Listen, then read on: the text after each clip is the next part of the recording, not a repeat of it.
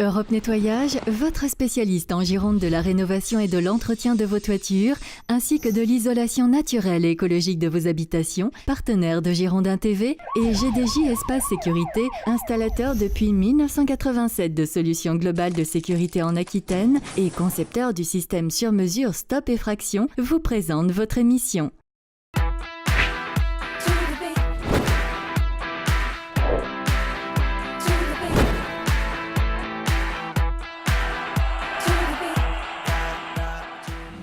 Mercredi 8 janvier, bonsoir à tous, c'est le Clubhouse des Girondins de Bordeaux qui vous accueille, la seule émission 100% marine et blanc du PAF. Pour nous accompagner ce soir, Ludovic Obraniak, notre premier invité. Salut Ludovic. Bonsoir.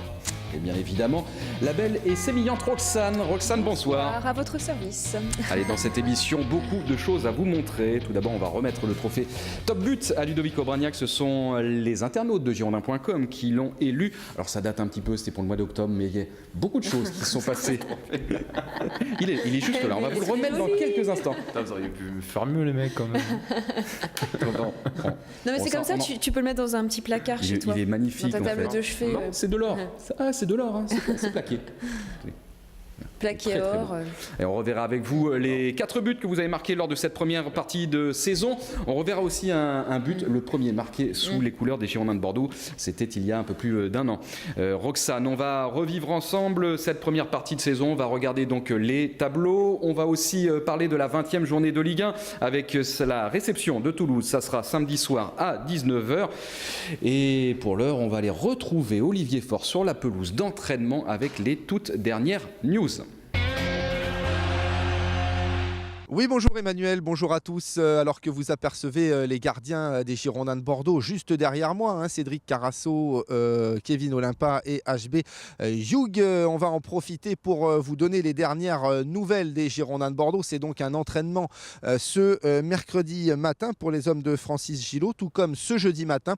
En revanche, vendredi, la séance sera à huis clos à 15h45. Les Girondins, vous le savez, se préparent à accueillir Toulouse ce samedi à Chabandelmas, coup d'envoi de la rencontre à 20h. On attend à peu près 16 000 personnes pour cette rencontre. Il y aura des absents.